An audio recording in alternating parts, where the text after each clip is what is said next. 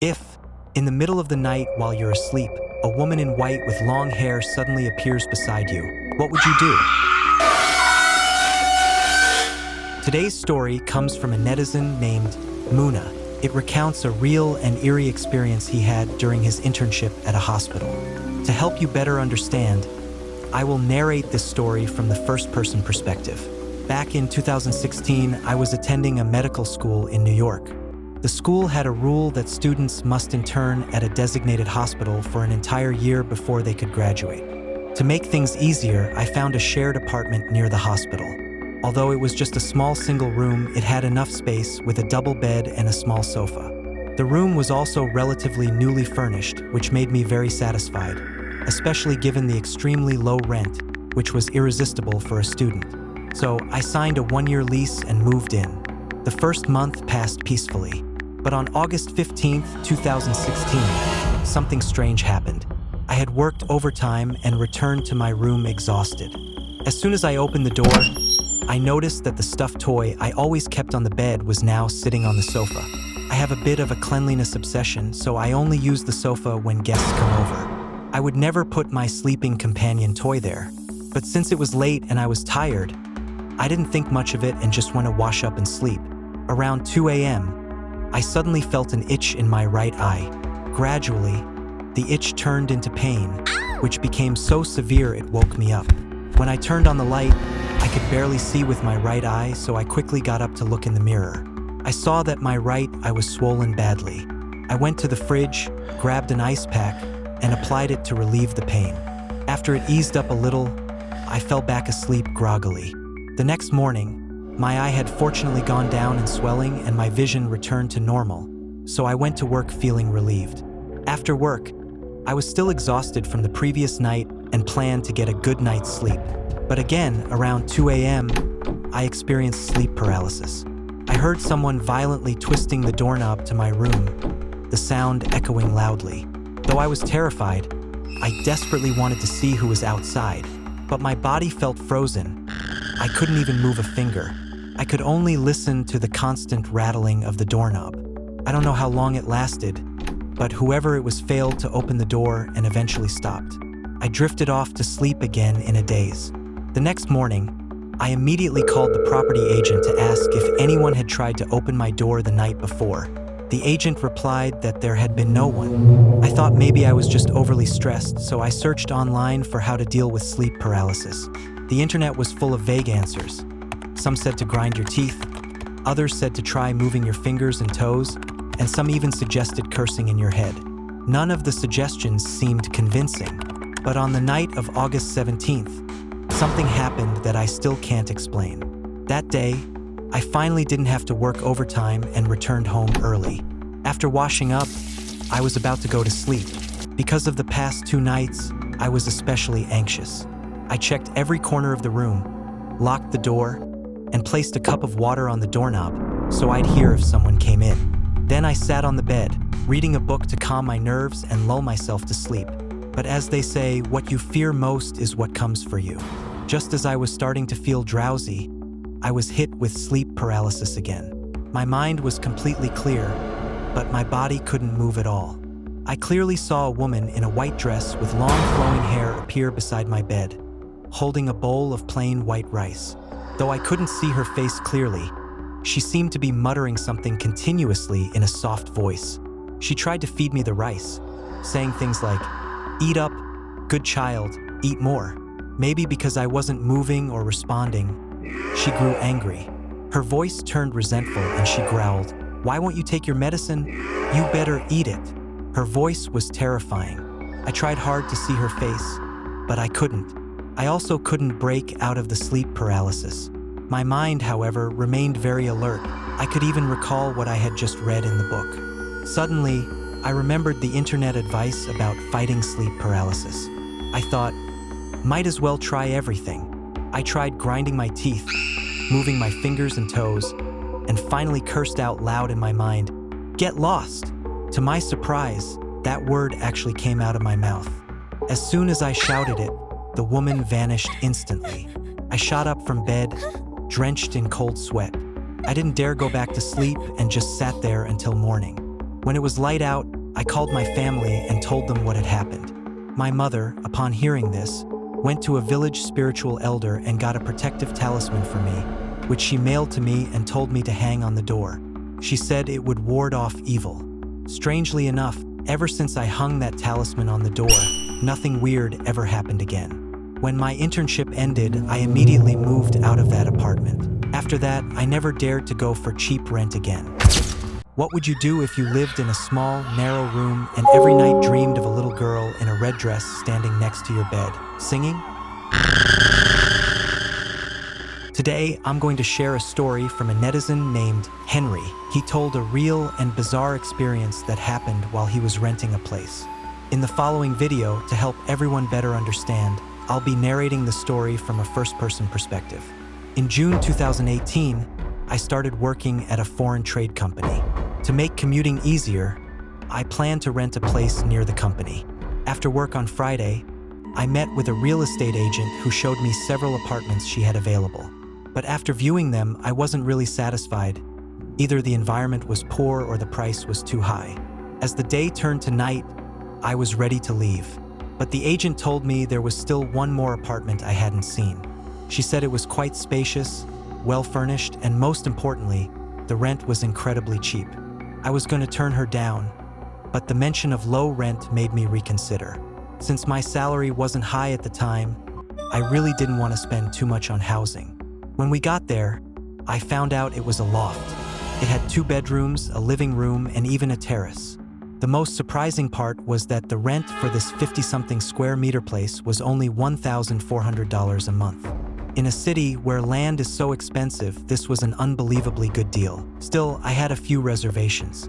The complex was a bit old, and the lighting wasn't great. The sloped ceiling in the loft made it inconvenient to move around. Sensing my hesitation, the agent quickly said I only needed to pay a 1-month deposit. Since I was a new tenant, she'd even throw in free Wi-Fi. I was pretty tempted after hearing that, so I signed the lease on the spot. The next day, I moved in right away and invited a few girlfriends to help me clean up. While we worked, I kept bragging to them, saying, "Look at this, such a big place for such a cheap price." I was thrilled. Little did I know that in the months to come, this loft would bring me a kind of fear I had never experienced before. About half a month after moving in, one of my college classmates, let's call her Muna, came. She called me and asked to crash at my place for a few days while she looked for her own apartment. A few days into her stay, she told me that the room she was sleeping in felt strange. Every night around 2 a.m., she would suddenly wake up for no reason and have a hard time falling back asleep. I figured she just wasn't used to a new bed, but Muna said that normally, her greatest strength was being able to sleep anywhere. She didn't know what was going on these past few nights. A couple more days went by. When I asked her again how she was sleeping, she said everything was fine now. She'd been sleeping well lately. But from that point on, I suddenly started having nightmares. I'd often wake up in the middle of the night in a cold sweat. At first, the dreams took place inside the loft. I could see myself sleeping, and beside me was always a little girl in a red dress, watching me and humming a song. Every time I woke up from those dreams, I would always wake up to find myself lying in exactly the same position as I had in the dream.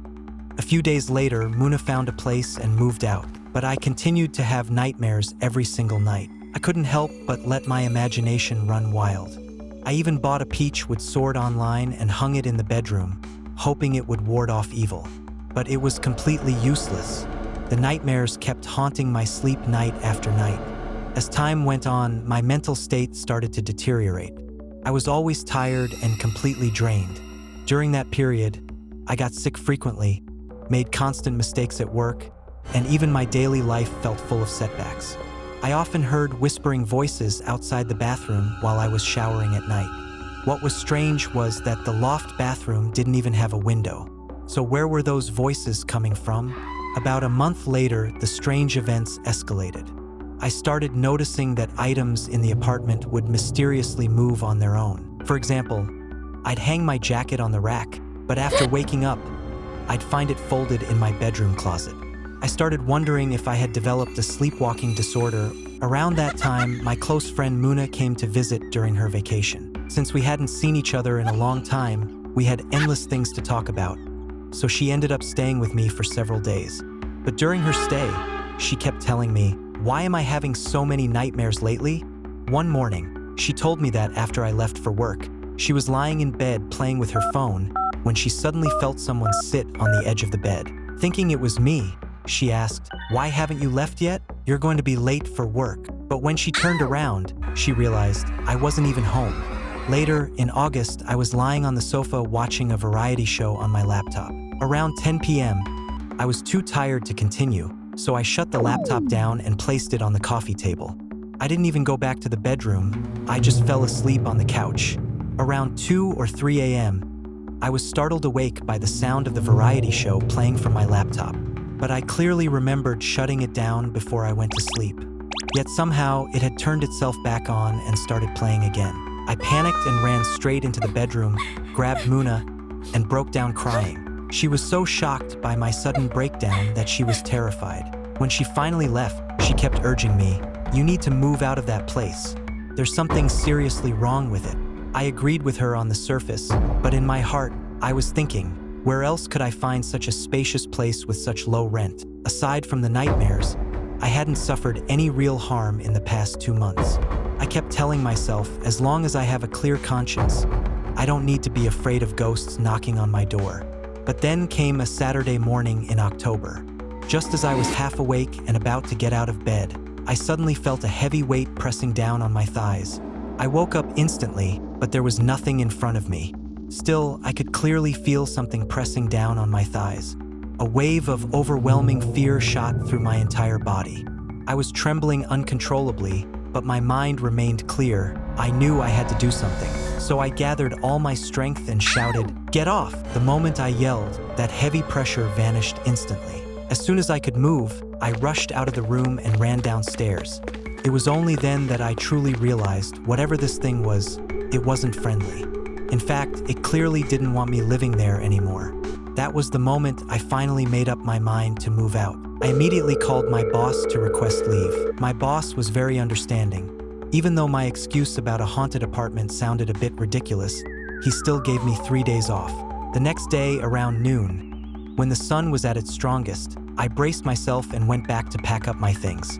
As soon as I stepped into the building's stairwell, I was overcome by a terrifying silence that made my whole body tremble uncontrollably. I just wanted to gather my stuff as quickly as possible and get out. When I reached out to grab the suitcase from the top of the wardrobe, just as I was about to go get a stool, the suitcase suddenly fell down on its own. I stood there frozen, my legs shaking. I didn't even bother to take anything with me. I turned and ran out immediately. In the end, I got a few male colleagues to help me move. Thankfully, nothing weird happened during the move. After everything I'd experienced, I no longer dared to be tempted by low rent.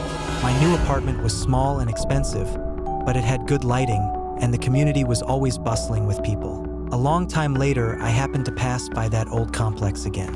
While chatting with an old man walking nearby, I finally learned the truth. There had once been a murder in that attic apartment I had lived in. If you're in a stairwell late at night and you can never seem to reach the floor where your apartment is, unable to return home, what would you do? Today's story is a submission from a fan named Sandra. It recounts a true, bizarre experience they had a few years ago with their ex-boyfriend. To make the story more vivid and easier to understand, I'll narrate it in the first person. My ex-boyfriend and I were college classmates. In 2018, right after we graduated, we both started working. Since we were new to the workforce, our income wasn't high, but we both wanted a certain quality of life, so we decided to rent a one-bedroom apartment in a high-end neighborhood in Harbin on a monthly basis. After paying the rent, we were left with barely any money. To ease our financial burden, my boyfriend's parents planned to buy us a home. At the time, our relationship was very good, and we were planning to get married the following year. So this home would also become our future marital residence. However, new apartments were quite expensive back then and located far from where we worked. After weighing the pros and cons, we decided to buy a second-hand apartment in the same upscale community we were renting in. Although it was a resale unit, it had a high cost-performance ratio because the original apartments came with quality renovations. We found a unit online that we were satisfied with in terms of both price and floor level, When we reached the designated floor, we noticed that several doors had talismans posted on them. The agent explained these were for attracting wealth. My boyfriend and I didn't think much of it at the time. We just assumed the previous owners were superstitious.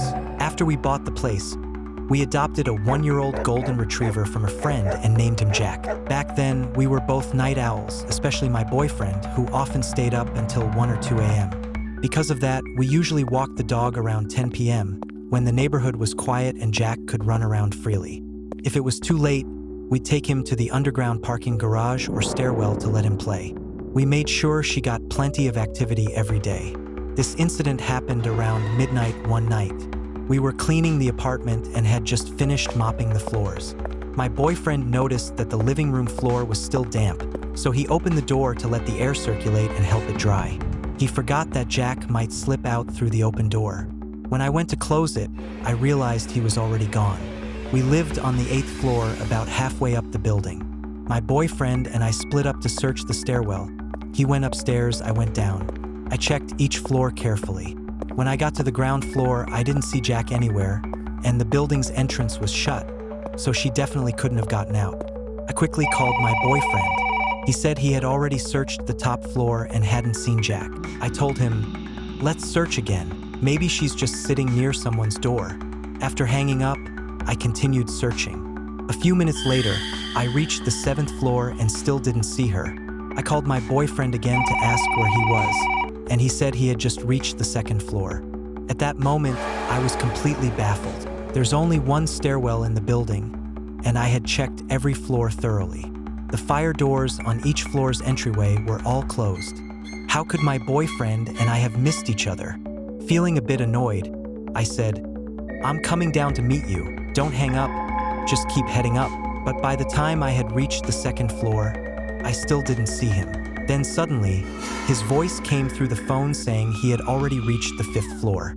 At that moment, a scene from a horror movie I'd once seen popped into my head about a couple in a parking garage. Even though they were just steps apart, they couldn't see each other. I couldn't help but shiver all over. I didn't want to worry my boyfriend, so I forced myself to sound calm and said, "I'm heading home first. You keep looking carefully."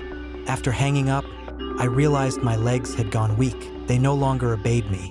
Forcing down the fear inside, I started climbing back up toward the 8th floor, one slow, agonizing step at a time. But when I finally made it back up, I was completely stunned. I had somehow reached the 9th floor. Thinking I must have misread it, I rubbed my eyes hard. But no, it really was the 9th floor. So I turned back and started walking down again. Then I found myself back on the 7th floor. I went up and down like that 2 or 3 times, but no matter what, I just couldn't reach the 8th floor. I pulled out my phone and called my boyfriend again. But this time, his phone wouldn't connect. I was so terrified I didn't know what to do. I just crouched down in the stairwell and started crying uncontrollably. After crying for a while, I suddenly remembered there was an elevator. I ran to the 9th floor elevator lobby and got in. I pressed the button for the 8th floor. Luckily, the elevator worked fine. As soon as the doors opened, I ran out and quickly opened the door to our apartment. I immediately called my boyfriend again. Thankfully, this time he picked up. He said he had found Nuno. I told him not to take the stairs and to come back via the elevator right away. When he returned, I told him what had just happened. He also felt something was really off. After I had said I was going home, he had continued searching for Nuno on his own. But while walking down from the top floor, even after more than 10 minutes, he still hadn't reached the ground floor. Normally, when we walked Jack in the stairwell, it took just 3 to 5 minutes to reach the bottom. We both sat quietly for a long while, trying to process everything. Then we looked at the time and realized it was already past 1 a.m. Somehow, all that time had passed without us noticing. From that day on, our habits completely changed. For months afterward, we never dared to stay up late again. Even when cleaning the house, we made sure it was done on weekend mornings. And we never walked Nuno in the stairwell or parking garage again. Back then, we didn't understand why Jack always barked at night while in the parking garage. But now, it seemed clear. She must have seen something invisible to human eyes. After this incident, I started getting injured and falling ill frequently. Both my physical and mental health seemed off. Our families had originally encouraged us to get married soon, hoping it would bring better fortune. But in the end, my ex-boyfriend and I didn't end up together.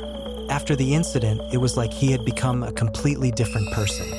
From being attentive and caring, he started working overtime constantly and barely came home. When he did talk to me, he was always impatient, even yelling at me sometimes.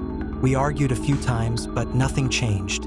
Later, I accidentally discovered that he had been having an ambiguous relationship with a female coworker. That final time, I didn't fight with him. I simply ended the relationship calmly.